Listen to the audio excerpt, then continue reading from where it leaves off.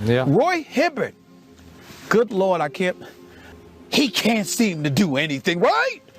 I can't believe it. I cannot believe it. I can't believe what I'm seeing. I don't know anybody has ever gone as valuable to as unvaluable as Roy Hibbert. I don't know that anybody's ever had a quicker transition to, wow, look how terrific this guy is in this matchup, to you're going to be out of the league. It just hurts to watch these guys. It was Game 6 of the Eastern Conference semifinals, and the Knicks was nursing a 19-19 lead over Indiana with only 5 minutes left. Carmelo Anthony spun left on gambling Paul George before racing to the basket. Just before he could land a massive tomahawk dunk, the 26-year-old Roy Hibbert denied him at the rim. It instantly sent the once nervous home crowd into a frenzy. This block was Hibbert's 5th of the evening, and also a defining moment of his career. However, only 3 years later, Roy Hibbert, once a prominent figure in the NBA, was already out of the league. How did that happen? Not often do we see players went from all-stars to complete afterthoughts in just 2 years. But that's exactly what has happened to Roy Hibbert. To fully understand Hibbert's tremendous downfall, we have to grasp what made him special in the first place. The hottest catchphrase around the league at the time was rim protection. Every team wanted somebody who could deter shots close to the basket, and Hibbert was the perfectly constructed physical specimen for it. Thanks to his 7'2" colossal frame and freakishly long arms, he was the anchor of the Pacers team as the last line of defense. In many ways, Indiana revolved on the orbit that Hibbert's gravity created. Defensively, Hibbert's teammates funneled every pick and roll towards him, where he waited for opponents at the rim and cleaned up the mess. With Hibbert being the centerpiece of the scheme, the Pacers led the league in defense efficiency in both 2012 and 2013.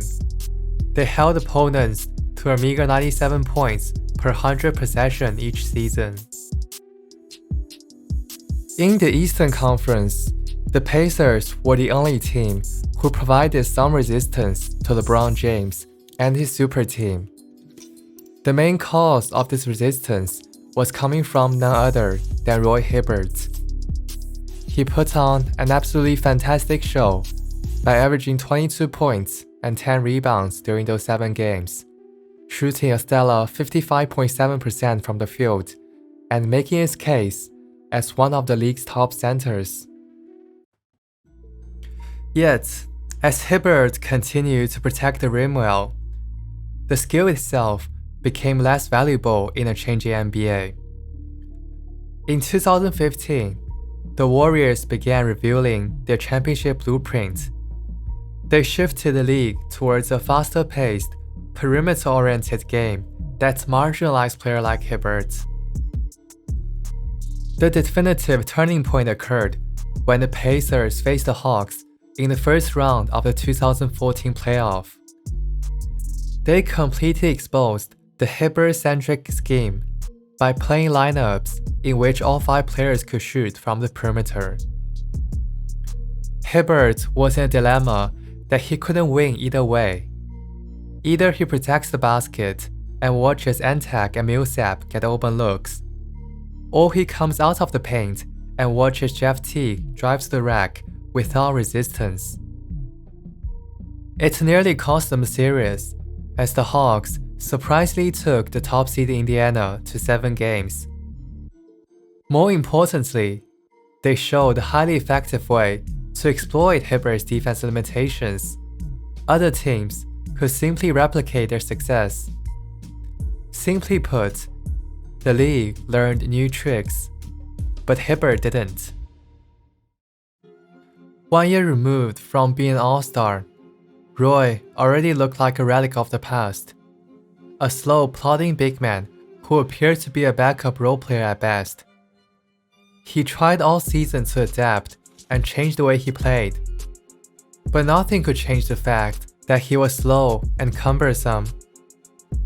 The infrastructure that surrounded him with good, long, athletic perimeter defenders also collapsed. Poor George broke his leg in a gruesome injury the previous summer. Lance Stevenson exercised his free agent rights and left Indiana. David West and George Hill became so injury-prone that they needed to be bubble-wrapped. In a way, Hibbert's downfall just came down to awful timing. In a league full of Karl Anthony Towns, Kristaps Porzingis, versatility was a prerequisite for anyone above 6'7". Teams also figured out if they put him in high pick-and-roll possessions, Hibbert is left on an island covering quick guards with no one to cover for him down the lane. If the big man he's guarding can shoot, he might as well not be on the floor. The second he steps outside of the paint, he's virtually useless.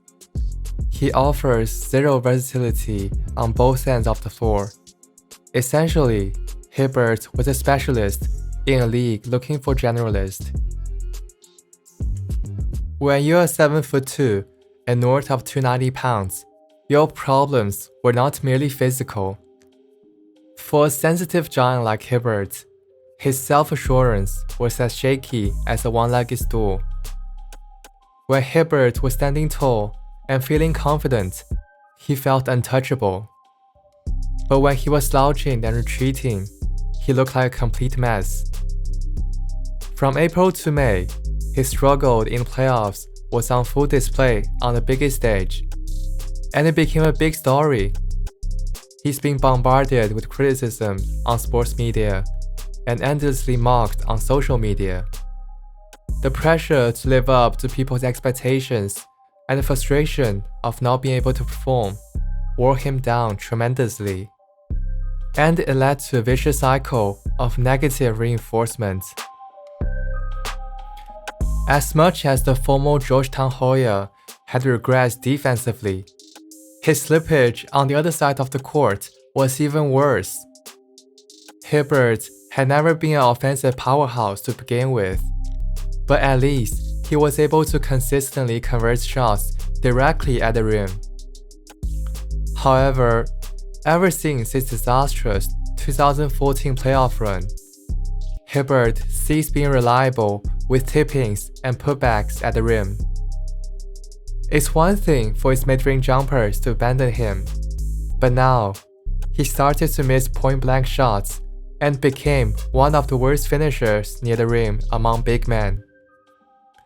At times, it seemed like he couldn't even put a ball through the basket if it was the size of a hula hoop.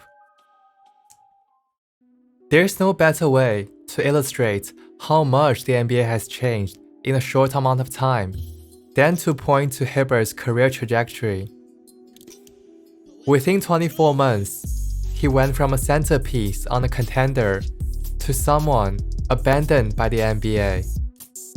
For decades, interior big men, from George Mikan to Will Chamberlain to Shaquille O'Neal, they dominated the league. But now, teams often deploy lineups without any type of traditional centers. The changing NBA made Roy Hibbert obsolete at the age of 30, but his extinction was hardly unique. Through no fault of his own, the league had simply passing by.